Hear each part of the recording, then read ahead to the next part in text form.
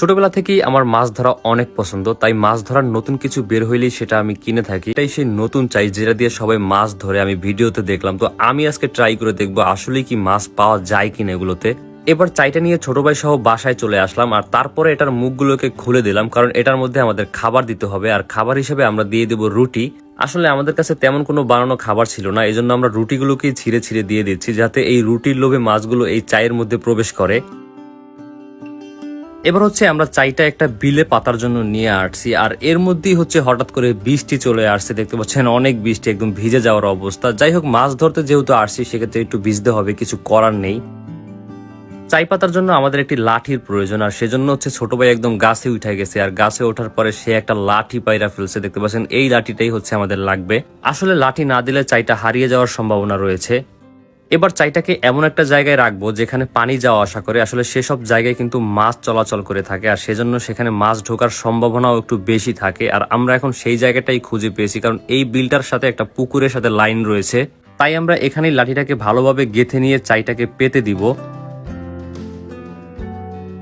চায়ের সাথে হচ্ছে আগে থেকেই একটা রশি বাঁধা ছিল, সেই রশিটার ফাঁকেই আমরা হচ্ছে লাঠিটাকে আটকিয়ে দিলাম, আর এমন ভাবে একদম নিচে চাপা দিয়ে দিলাম যাতে চাইটা না দেখা যায়। আর তারপরে হচ্ছে আমরা এটার উপরে একটু মাটি দিয়ে দিলাম যাতে এটা উপরে ভেসে না ওঠে।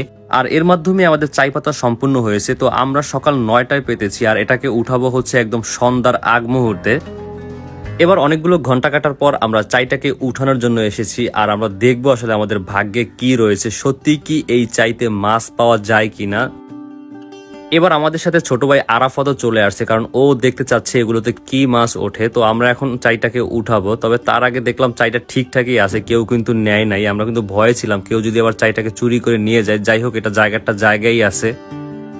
এবার চাইটাকে উঠিয়ে ফেললাম, আর খুশির বিষয় হচ্ছে এটার মধ্যে কিন্তু সত্যি মাছ রয়েছে। আমি একটু আগে দেখলাম যে এটার মধ্যে মাছ লাফাইতেছে, একদম কাছে এসে আপনাদেরকে দেখাইতেছি যে ছোট ছোট কিন্তু পুঁটি মাছ, আসলে বড় মাছ উঠে নাই। যাই হোক, মাছ যে উঠছে এটাই হচ্ছে মেইন। তো ফাইনালি আমার টেস্ট করা হয়ে গেছে যে মাছ এগুলোর মধ্যে ঢোকে। আসলে অনেকে বলে যে এগুলো ভুয়া, কিন্তু আসলে মাছ ঢোকে, যে ছোট ছোট পুঁটি মাছগুলো ঢুকছে। হয়তো আমরা বড় মাছ পাই নাই, বড় মাছ অনেকে পেয়ে থাকে, আমি ভিডিওতে দেখছি, কিন্তু আমি পাইছি পুঁটি মাছ। তবে মাছ ঢোকার মতো সম্ভাবনা এটার মধ্যে আছে, মাছ পাওয়া যায়। তো আমরা এখন যা পাইছি এটা নিয়ে সন্তুষ্ট। আমাদের তো পরীক্ষাটা হইলো যে আমরা মাছ পাইছি, এইটাই। তো এখন এগুলো নিয়ে এখন বালতিতে রেখে দিব। দিন শেষে যা পেয়েছি এটাই শুকরিয়া। আসলে মাছ যদি না পেতাম তাহলে একটা কষ্ট থেকে যেত, কিন্তু মাছটা পেয়েছি এতেই খুশি। এটা খাওয়া যাক আর না খাওয়া যাক, যতটুকুই হোক। আরেকটা কথা হচ্ছে এগুলো বেশিক্ষণ রাখলে ভালো হয়। আমরা তো সকালে ফেলে বিকেলেই উঠিয়ে ফেলেছি, তবে যারা রাতে ফেলে একদম ভোরবেলা উঠায় তাদের জন্য কিন্তু একটা ভালো মাছ পাওয়ার সম্ভাবনা থাকে। তো বন্ধুরা, আজকে ভিডিওটি এ পর্যন্তই। ভালো থাকবেন সবাই, আল্লাহ হাফেজ।